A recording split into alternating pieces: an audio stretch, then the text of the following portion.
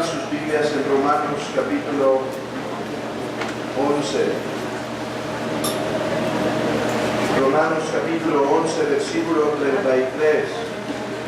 Romanos capítulo 11, versículo 33, y dice así la palabra del Señor: oh profundidad de las riquezas de la sabiduría y de la ciencia de Dios, cuán insondables son sus juicios e inescrutables sus caminos.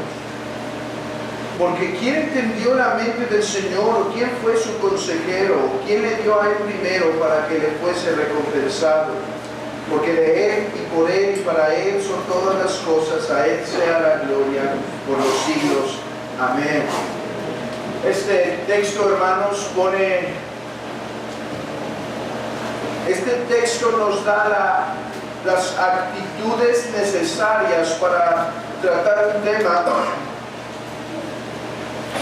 como el de la predestinación y la elección. ¿Cuál es uno de los primeras actitudes que debe haber en nuestro corazón al estudiar esto? En primer lugar dice: oh profundidad de las riquezas de la sabiduría y de la ciencia de Dios.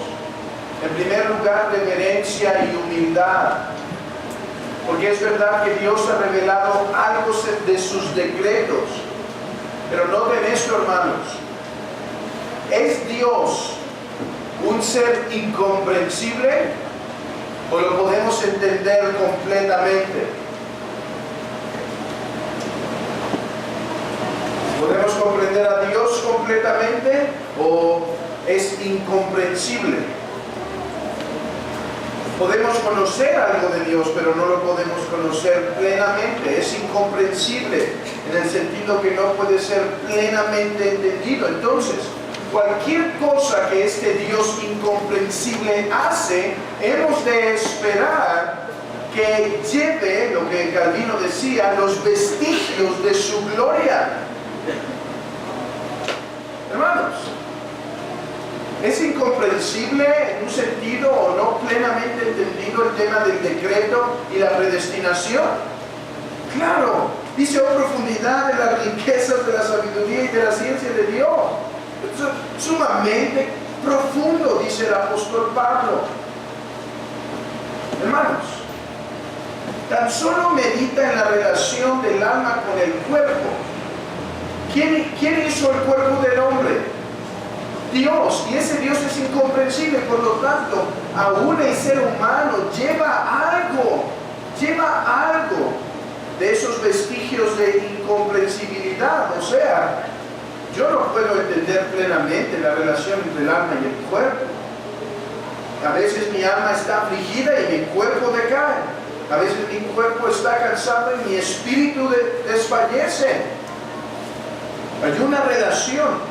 Cuanto más en un decreto eterno de la elección, de la predestinación, hemos de esperar que haya esto. Entonces, hermanos, esto debe darnos prudencia y humildad para acercarnos a este tema.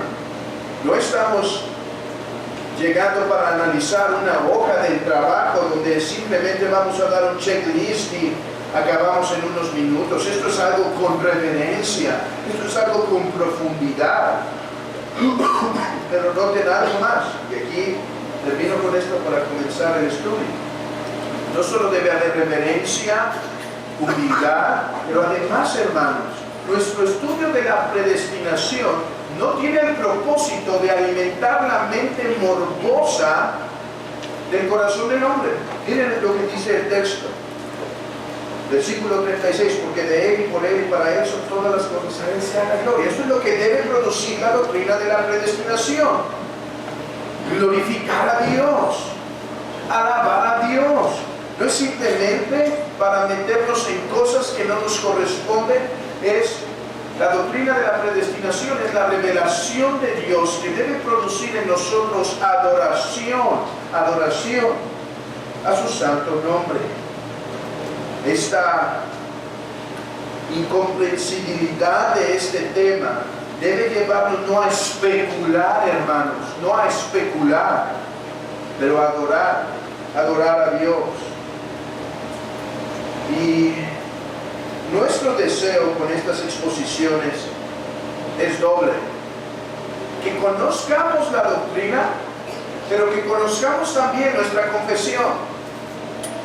Podríamos dar la misma doctrina con un diferente instrumento.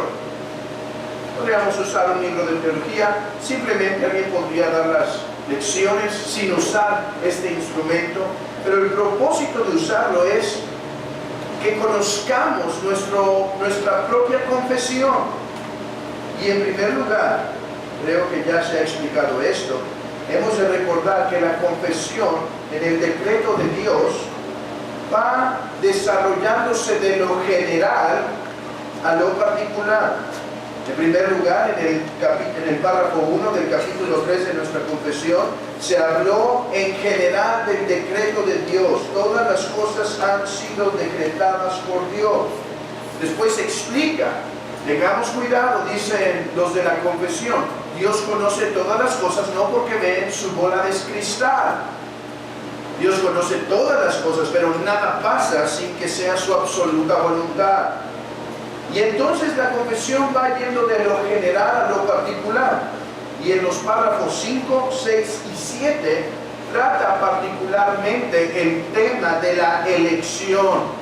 Algunos teólogos han hecho estas distinciones, hermanos. La predestinación implica todo el acto de Dios de predestinar todas las cosas. La elección dentro de la teología habla particularmente del acto de Dios de elegir a algunos para salvación. El tema va caminando así, del decreto general a la predestinación, a la elección y la predestinación de todas las cosas para el propósito de Dios. Y quiero demostrarles, hermanos, cómo los autores de la confesión no eran especuladores sobre la doctrina. Vean el párrafo 7. La doctrina del profundo misterio de la predestinación debe tratarse con especial cuidado. ¿Qué es lo que acabamos de decir? La doctrina no debe ser tratada con irreverencia, sino con toda reverencia.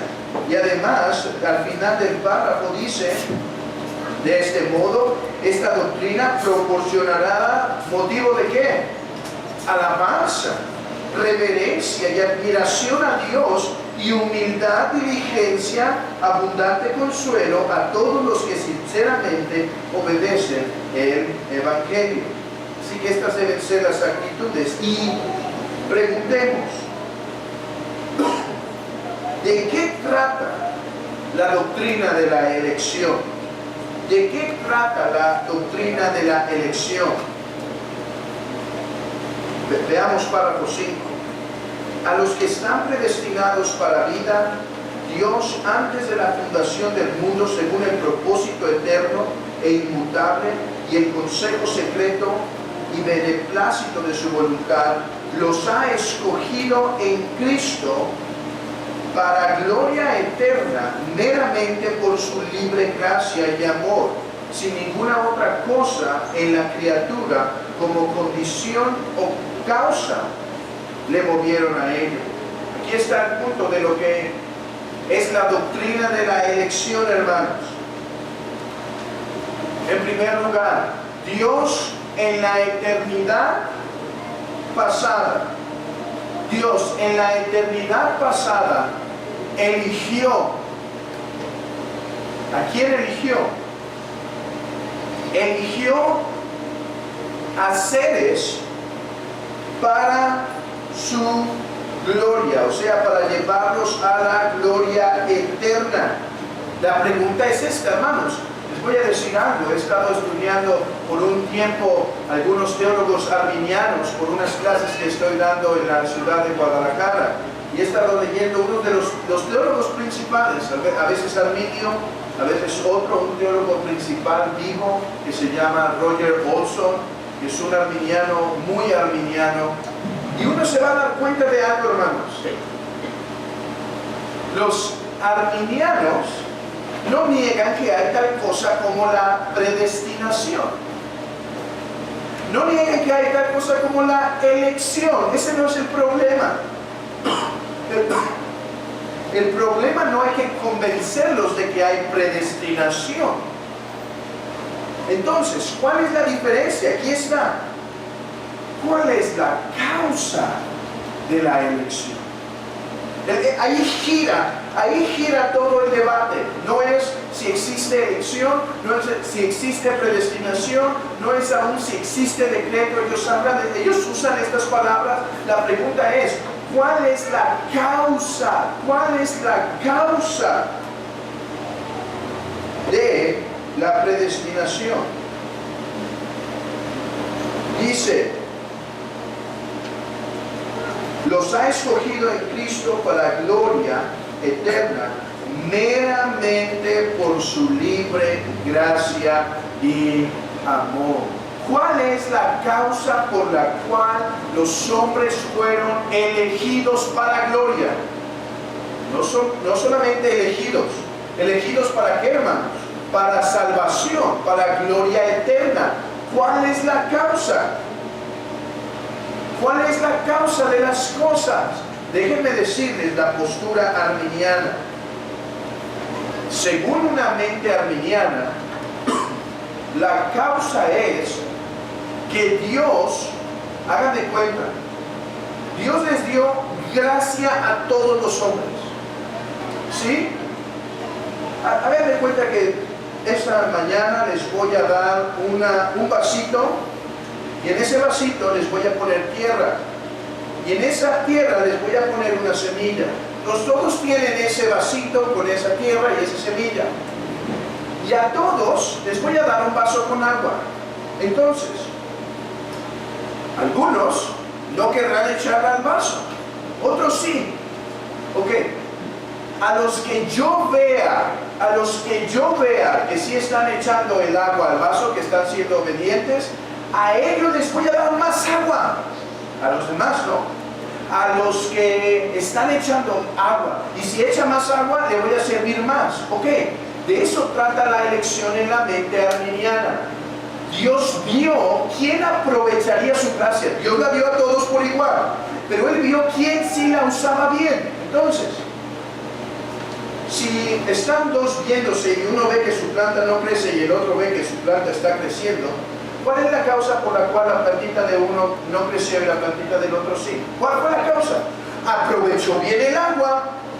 Entonces, si preguntamos a un arminiano, ¿cuál es la causa de la elección? ¿Por qué Dios? Nadie niega esto. Los elegidos son los que reciben gloria. Ellos no negarían eso. Pero ¿por qué Dios eligió a unos y Dios no eligió a otros? La mente arminiana es porque unos aprovecharon bien la gracia y otros no. Entonces, hay de qué gloriarse. Entonces, yo soy elegido porque yo aproveché bien la gracia de Dios. Hay un gran problema con esto. La Escritura dice que Dios nos eligió no tomándonos en cuenta nuestras acciones, no tomándonos en cuenta nuestras acciones, hermanos. Entonces, ¿cómo es que Dios vio que usamos bien la gracia si la Escritura dice que Él no la tomó en cuenta? Ahora hay un gran problema. Además de ese, no solo la Escritura dice que Dios nos eligió sin tomar en cuenta nuestras buenas obras. Además, la Escritura dice que el hombre no puede hacer algo por sí mismo para salvarse. Gran problema, el hombre no puede hacer algo por sí mismo para salvarse. Escuchen esto, 2 Timoteo 1:9, quien nos salvó y llamó con llamamiento santo, no conforme a nuestras obras, sino según el propósito suyo y la gracia que nos fue dada en Cristo Jesús antes, escuchen esto, ¿cuándo nos fue dada esta gracia en Cristo Jesús? Antes de los tiempos de los siglos. Entonces, en la mente arminiana, la razón por la que uno es elegido y otro no, es porque uno le echó más ganas que el otro. Uno aprovechó más la gracia y el otro no.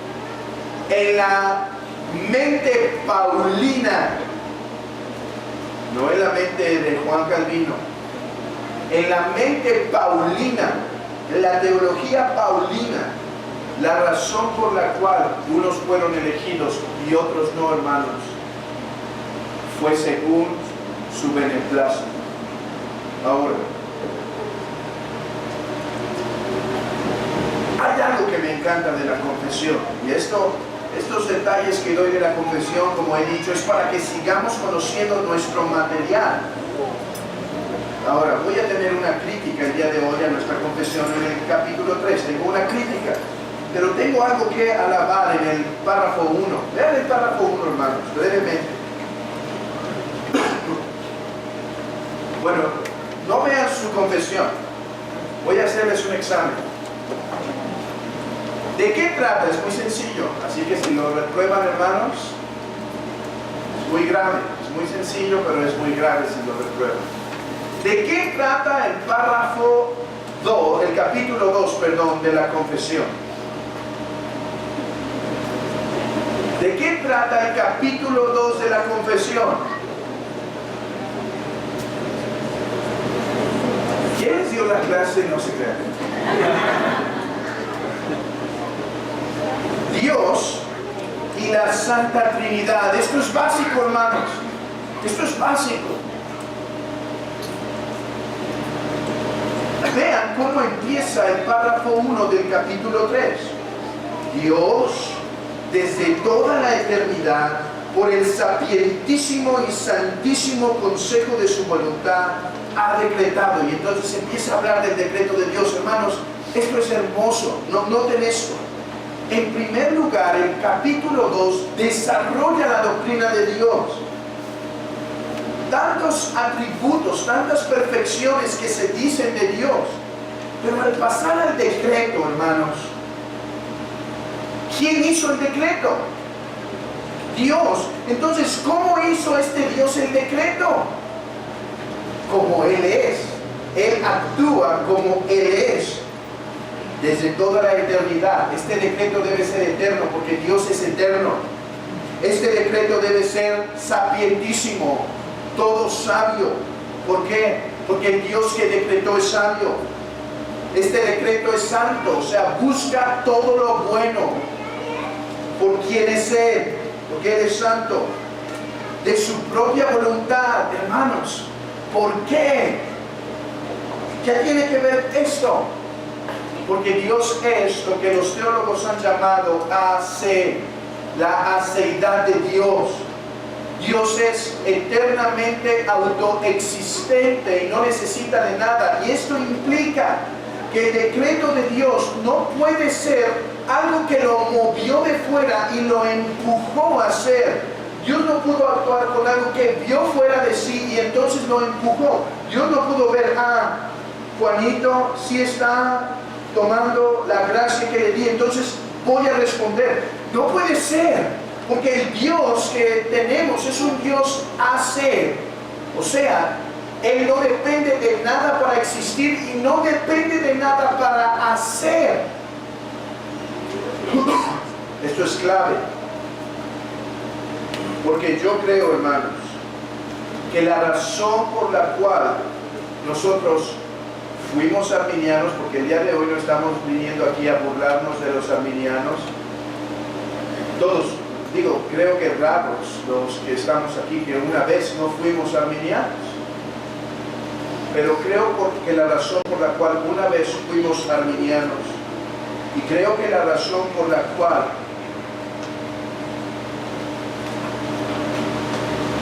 algunos persisten siendo arminianos es por una débil teología de quién es Dios, Se nos ha olvidado que Dios es hacer, Dios tiene aceidad y por lo tanto no depende de las cosas externas para hacer. Se nos ha olvidado, hermanos, que Dios controla todas las cosas. Entonces, ¿cómo podemos imaginar que un pájaro no cae a tierra si no es su voluntad y que la salvación eterna de los hombres ha quedado al libre albedrío de ellos? Si un pájaro no cae, se nos ha olvidado su extensiva providencia. Se nos ha olvidado el conocimiento de Dios. Aquí es muy importante, porque los arminianos luego te van a decir, no, es que Dios predestinó, Dios eligió a algunos pecadores por su presciencia. Ahora, hay un video en internet sobre qué significa la palabra presciencia en cristianismo bíblico, que no es antes ciencia, ver por los canales del futuro. La palabra misma se traduce en el mismo capítulo como predestinación, como elección soberana, pero ese es otro tema.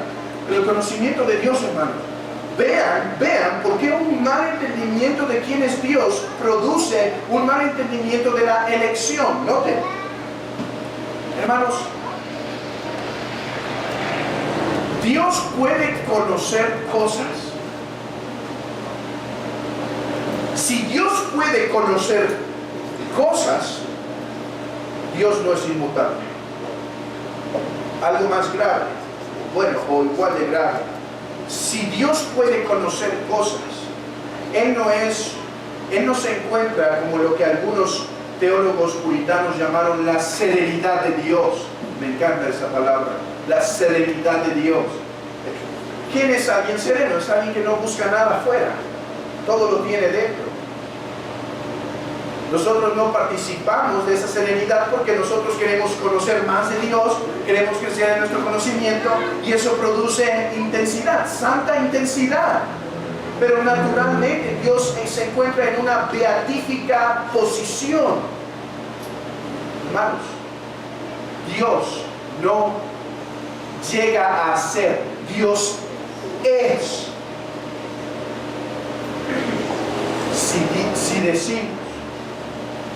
Si decimos que Dios, al que vio que lo iba a elegir, a Él lo eligió, estamos diciendo que Dios es mutable, que Dios no tiene serenidad y que Dios necesita conocer cosas, no es omnisciente. Hermanos, un Dios pequeño. Entonces, ¿cómo es que Dios conoce todas las cosas? Se nos ha explicado ya en el párrafo 2 del capítulo 3. Porque Él ha decretado todo. Porque Dios conoce todo lo que va a suceder. Porque Él ha decretado todo. Ok, déjenme correr aquí. Efesios 1. Dice que, capítulo 1, versículo 11, que Él ha hecho la elección y la predestinación según su puro beneplácito. Según su puro beneplácito. Y aquí algunos hasta nos solíamos retorcer, como si una lombriz le echaba timor. Dice el texto, hermanos, y no solo los arminianos necesitan ser mejorados en su doctrina de Dios, nosotros, porque escuchen esto, dice Efesios 1, que la causa de la elección es para la alabanza de su gloria. Algunos nos molestábamos, o algunos todavía podemos no comprender esto plenamente y decir, caramba, la condenación de los hombres y la salvación de los hombres depende solo para la alabanza de su gloria. Por eso existe. Señor, ¿quién eres? Señor, revélame más de ti. Señor, déjame conocerte mejor, entenderte mejor, de tal manera que aun cuando medite en la condenación eterna de los hombres, lo que algunos teólogos reformados llamaron una doctrina horrible, no en el sentido que sea mala porque Dios la ha hecho, sino una doctrina que naturalmente nos espanta, nos pone a pensar, a meditar.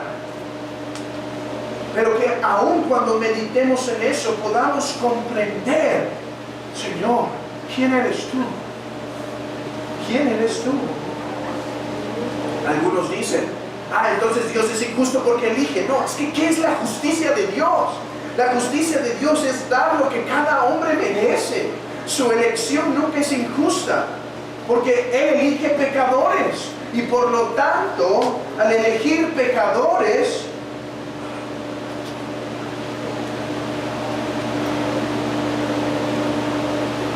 ellos merecían su castigo eterno. No está dando, como dijo un hombre, nadie merece injusticia. Los que merecen justicia la reciben, y al que Él quiso dar misericordia la recibe, y la justicia quedó satisfecha en Cristo. Debemos saber que esta elección, aunque es para su gloria, lo que Jonathan Edwards llamó en su libro, olvidé el libro La Gloria de Dios, no me acuerdo el título ya, pero es lo que llama el fin último de todas las cosas, es la gloria de Dios. Sin embargo, la Escritura dice que en amor nos predestinó, así que no debemos ver esta elección fría.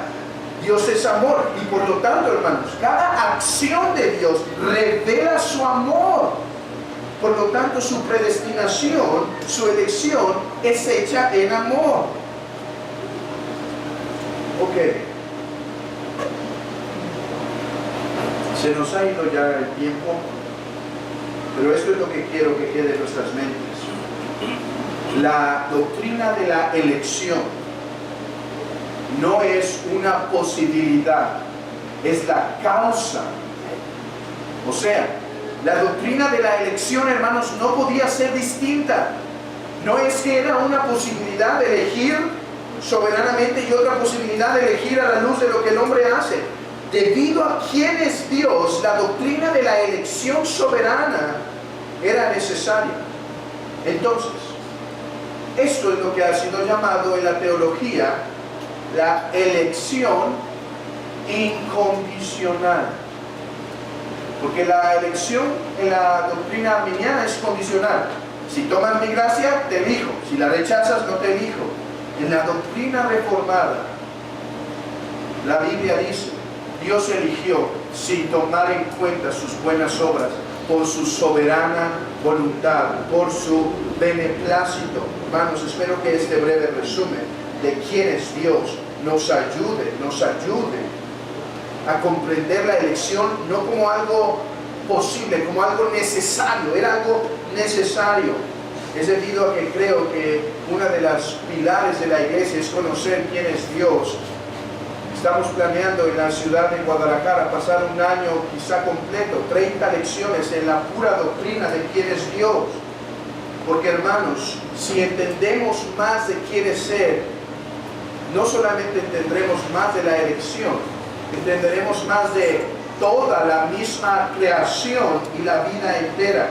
Dije que iba a dar una crítica, no me alcanza más el tiempo, pero sí quiero decir qué es lo que no estoy de acuerdo